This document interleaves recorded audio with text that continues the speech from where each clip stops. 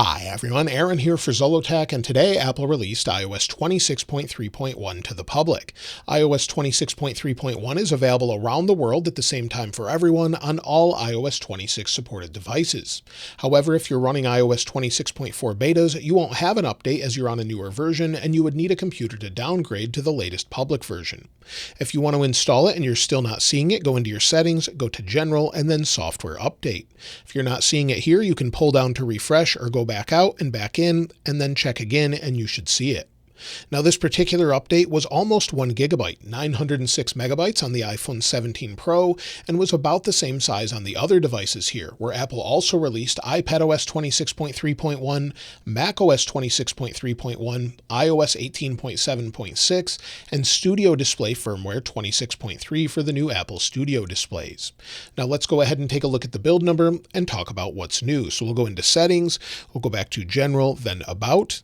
And as you can see, the build number is 23D8133. And this particular build does include new changes and features, but it does not include a new modem update. So if you're coming from iOS 26.3 to 26.3.1, I don't see a modem update there for any devices. Now, as far as what's new, well, the thing that Apple added, specifically it says, this update expands external support to include Studio Display 2026 and Studio Display XDR, along with bug fixes for your iPhone.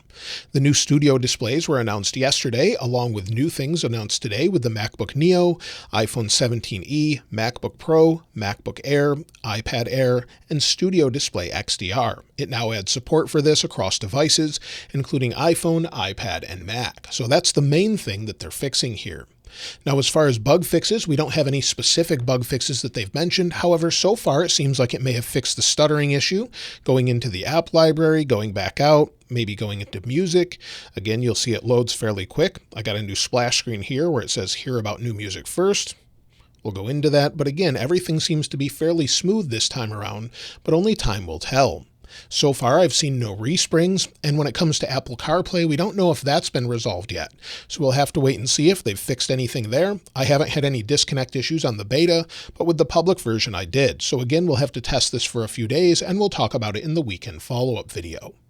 When it comes to anything else, well, the wallpaper bug does still seem to remain. It's nice and vibrant here, swipe home, and it desaturates. Sometimes it's about the same, sometimes it saturates more. So it goes back and forth, and I do have the settings correct here, where if we go to customize, you'll see that it is lighter. It just seems to desaturate. So again, this is an issue we've had for a while. Sometimes it seems to be fixed, other times it doesn't.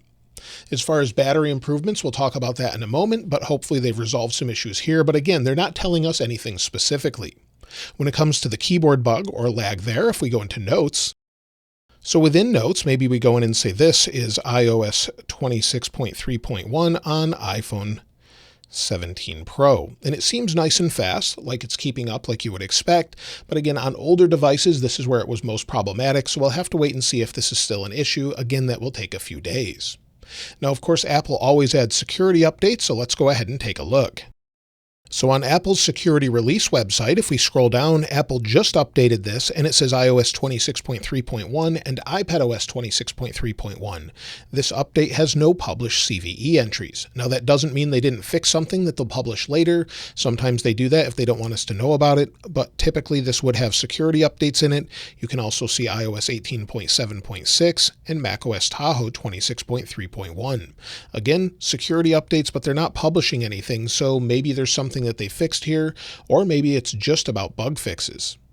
Now, as I mentioned before, Apple released a ton of different products this past week. They're all available to pre-order now. Everything from the new MacBook Neo that starts at $599 and uses the A18 Pro chip, down to the iPhone 17e, still has a notch, 60 Hz, but does have some upgraded chipsets, and they have added MagSafe finally. Also, we have the new M5 Pro and M5 Max MacBook Pro, and then the M5 MacBook Air, as well as the M4 iPad Air in 2 different sizes, and then the new Studio Display and Studio Display XDR that's 120 Hz and 2000 nits.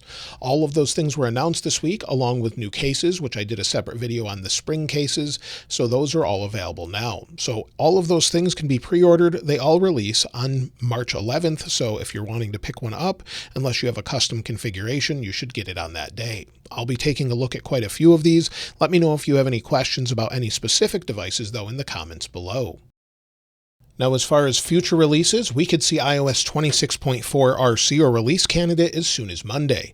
We've seen a release every single week since the first beta, so maybe we'll have either beta 4 or the release candidate. If we do have beta 4, I would expect the release candidate the following week with a public release around the 23rd. However, if we do see an RC on the 9th or 10th, I would expect a public release as soon as the 16th. So that's what we're expecting as far as future updates. That brings new emoji, some new changes, and then hopefully Siri 2.0 with Apple Intelligence will be with iOS 26.5. Of course, Apple could postpone that all the way to June, where they'll show off iOS 27 Beta 1 for the first time. So we're not really sure what they're going to do there.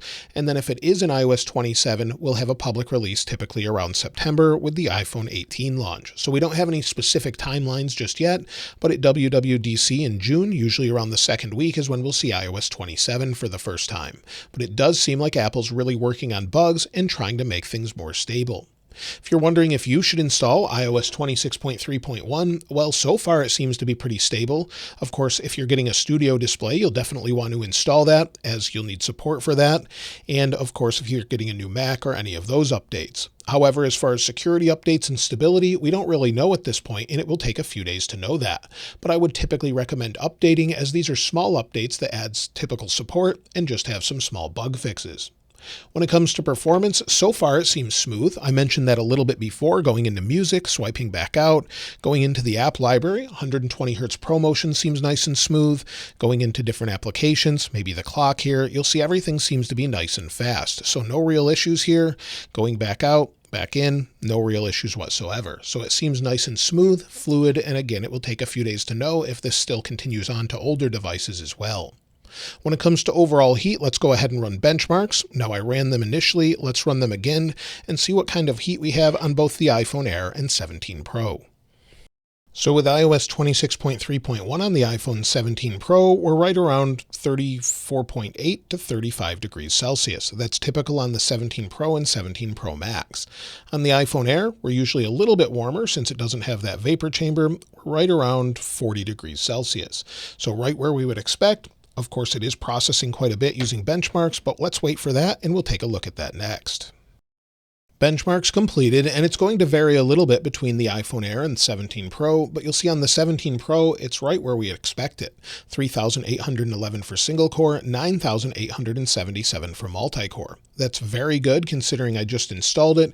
It's still processing in the background and will probably take a while for everything to settle in. So if you are having a poor experience, give it a few days so it continues to process in the background, index everything, and complete there. When it comes to the battery life, this will take a few days to measure, of course, and we'll talk about it in the weekend follow-up video. But as far as battery from a viewer that sent it in, let's go ahead and take a look.